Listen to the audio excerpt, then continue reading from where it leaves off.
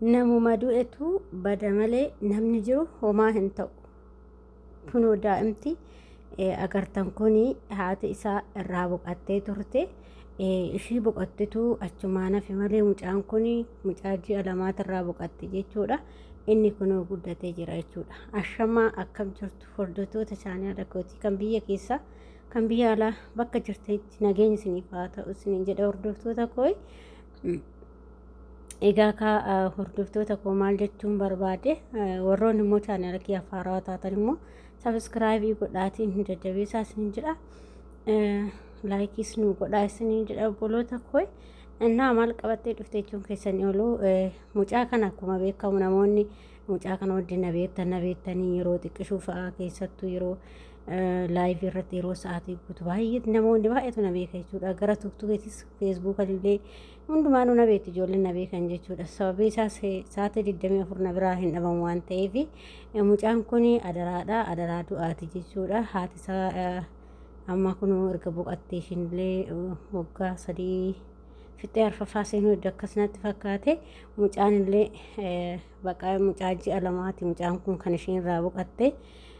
Baay'ee tokko seenaa isaa baay'ee tokko baqa ani waanumaan godhu dhabee dhugaa rabbii seenaa mucaa kanaa yoon kaase odoon kaase hin dhumu jechuudha. Dhugaa maaliif waan baay'ee garaa nama nyaatu jechuudha. Yeroo xiqqishuu tanatti haadha dhabuu jechuun oduu beekitillee dhabe ammaamatti garuu wanti inni beeku hin jiru. Ana haadhuma na si'a malee waan sarraatanyaan haasa'u jechuudha. Maaliif sa'a 24 na wajjin rafaa, na wajjin deemaa, na wajjin nyaataa, na wajjin dhugaa baqa kanaaf hin beeku jechuudha. Sababbiin isaas beektanii maal seetanii hundumti keenya dunaa tana walii gadi fiinnaa halkanii fi guyyaa inuma fiinna. Biyya alaas deemne kunoo inuma fiinne dunaan tun hin quufamtu. Addunyaa 9 10 guuttuu sani hundumti isaayyuu hin gannee biraa deemne. Garuu wanta addunyaa tanarraa fudhannee deemnu galaa wayii osoo harkatti qabannee deemne isatu nuuf barbaachisaadha. Maaliif isin jechuu barbaade mucaa kana giddiin qabu ani osoo hin gateellee yeroo sanii na gaafatanii turanii yeroo sanii osoo hin gateellee galee nan gala. Garuu adaraatu waa hunda isaan dandeessisiise. Daa'ima guddisuu jechuun dhugaa waaqasin jedha hanga ulfaatu nama daa'ima guddisee beekutu. Keessattuu immoo daa'ima haatirra hin jirre guddisuu jechuun baay'ee ulfaata ijoollee baay'ee tokko ulfaatadha. Baay'ee cimaa jechuudha. Dhugaa dubbachuu baay'ee cimaa. Garuu galata waaqayyoo asiin ga'eera. Waaqafaa galatu. Daa'imti kun kan ji'a lamaati kan ishiin irraa boqatte akkuma isiniin jedhe. Baqa. Innaa mucaa kanumaa seetanii adaraan na nyaadhu maalii nan godhin jetteedhani.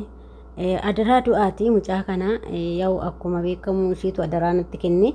Adaraa kana immoo galata waaqayyoo kun illee galmaan ga'e mucaan kun guddatee jira amma waggaa 3 fixee arfaffaa seenaa jira innillee.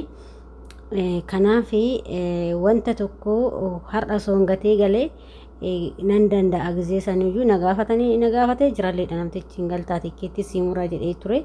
Garuu ani immoo adaraa isheen gizee duutu natti kennite adaraa mucaa kiyya naan jette waan ta'eef adaraa saniin baqa maaliif anis boruu achiin deema waan ta'eef hundumti keenya ilmi namaa har'uma addunyaa tanarratti of akka abbannee akka fabbaanne taane akka waan addunyaa dhuunfannu taana malee hundi keenya achi kanaaf hin jiru. Inni mana keenya jireenyati jechuudha. Annaa baqa baay'ee tokko sababuma saniifin hafee jechuudha. Galumsaaf kan ka'e yeroo sani nan hafee jechuudha sababa mucaa kanaatiin. Maaliif qabeenya folii gad utaallaa addunyaan tun maalumaan guuttusi. Garuu immoo har'a ishiin adaraa natti kennite ishii tarra jaalatteetii muti kan daa'ima kanarraa baate giddiitu har'a daa'ima araashii kanarraa ishii fudhate jechuudha. Duuti irraa fudhatte malee jaalatteetii muti kan ishiin yookiin daa'ima araashii kana gattee osoo akkasitti boochuu kan deemti jechuudha. Adaraa ilmoo kiyya odoo jettu odoo dhaammattu lubbuun ishii keessaa baate jechuudha. Dhugaa waan baay'ee garaa nama nyaatu jechuudha. Kanaaf baqa sababa saniif cannaqame mucaa kana guddisee asiin ga'e jechuufani. Maaliif boru nama gaafata. Anis achiin dhaqee har'a ishii gatee galee har'a namaa mati gaafachi dhaqee yoo na gaafatti maal deebii maal jedheen waaqayyo fuula waaqayyo duratti deebisa gaafasan. Ishii adaraanatti kennatte eessatti kanarraa fudhattu waaqayyoota kanarraa fudhatte jechuudha.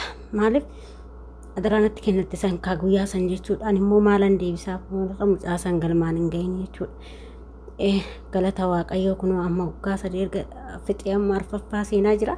Bakka guddate jechuudha. Amma waa hunda beekaa namallee hin beeka hundumaa naasaasi bakka hanga tokko garuu adaraa sana ofirraa baase jechuudha. Innis galaa boruutii beektanii waanuma qabeenyi mateenya qofaa fiigu yookiin namoonni tokko maaltu si dhibee maali daa'ima gandaa wajjin rakkattaa maali ani qarshii fi mati ani yookiin immoo arabna hajajjuu fi mati dhugaa isiniin jedha. Adaraa ishee santu baay'ee tokko natti ulfaate adaraan du'aa hin ulfaata ijoollee boru hundumti keenyaa chidhannaa boru maal jettee fuula waaqayyoo keetii fuula rabbii keetii dura dhaabbatta gaafa san isheen lafarratti natti kennite kanarraa fudhattu waaqayyoo irratti waan ta'eef bakka danda'a jedhee maatii kiyya samansiise akkasitti mucaa kana guddisee jechuudha. Halkanii guyyaa wajjin taa'aa bulee wajjin hirriiba keessaa gizee meeqa akka baannanii haati keenya akkatti isheen guddiste daa'ima kana guddisuutan argan fi kiyyaa daa'ima hin qabu hin godhanne waan ta'eef inshaallah fafootti hin godhadha. Yoo waaqayyoon koonaaf nagaan biyya ormaa kana keessaa nu galchinus afofootti ilmoo kana argachuuf yaannaa jechuudha. Ilmi namaa hunduyyuu kan bareeduun ilmoodhaan jechuudha.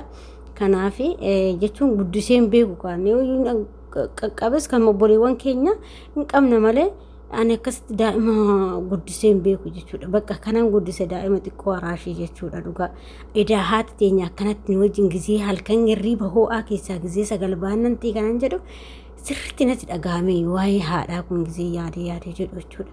Inna maal jechuun barbaade kanaaf obboleewwan tooyi mucaa kanaa naa eebbisaa ammallee waaqayyo isaa guddisu jedha jechuudha. Bakka baay'ee tokko immoo garaa yeroo amma hojii rafnu kana dhugaa dubbachuuf bakka nan boo'a gizee tokko ofuma akka waciisee boo'a. Maaliif yookiin daa'ima arabaate boochaa manaan jechuu dandeessa. Akkasii miti guddisni garaa nama nyaatti bakka maaliif adaraa du'aatis guddisnis garaa nama nyaatti bakka ilma namaati waan ta'eef jechuudha. Bakka maaliif har'a daa'imti kun mumaan beeku wanta inni beeku tokko hin jiru bakka baay'ee tokko garaa na nyaata akka daa'ima koo olitti garaa na nyaatti jechuudha. Maaliif bakka nan guddisee jechuudha. Haati guddiste kadhalti caalaa kan guddise turre nama cinnaqamee guddise jechuudha. Akkatti daa'ima guddisan takka argeen beeku amman arge jechuudha.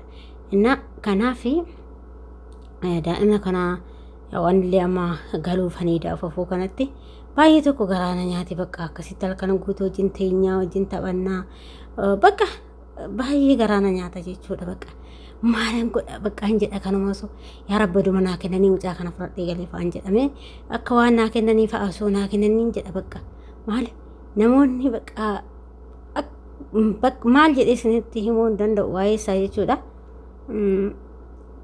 Baay'ee garaa na nyaata jechuudha. Waan inni beeku hin jiru daa'imti kun dhugaa baay'ee tokko garaa na nyaatti jechuudha. Akka wayii kanatti jechuudha. Maal gochuun danda'amaa duuti tunkaa qaxaroos namaan qabdu yeroos namaan eeggattu osoo bara dhiqeeffattee fi mucaa kana guddifatteetu agumanni beeku sanittu bakka jechuuf ka wanti qaxaroo namaa qabdu hin jirtu duutoo dhufte jechaa fi kanaan baay'ee tokko natti dhagahame isiniin jechuuf abdii isaa wajjiniin akkasitti garuu maqaan isaa abdii isaa miti maqaan isaa rakaan jedhuun isaanii anatu abdii isaa jedhama jechuudha. Maqaa kookobaa itti baasanii jechuudha. Haguma xiqqoodha malee gaafa akkas guddatee waggaa 10 ga'e iyyuu hin dhufa bakka barbaade deema jechuudha. Anis dhufee ilaaluuf nan danda'a maaliif warroon tikkeetti naa muru waan ta'eef dhuftee ilaaluu hin dandeessa sa'aatii barbaadde tikkeetti sii muranaan jedhamtichi maaliif situ guddiseedhu bakka namni hundi dhugaa bakka zargii ta'ee waanuma fe'e maan daggisiin jiraate fudhanneetuma waliin deema. Gin immoo namni waan ishee namni wallaaleen jiru dhugaa garri faamuloonni firri isaanii warri isaan namni wallaaleen jiru hundumtuu na eebbisa ijoollee maaliif maal akka ta'e beeku baay'ee na eebbisu araboonni kunillee jechuudha.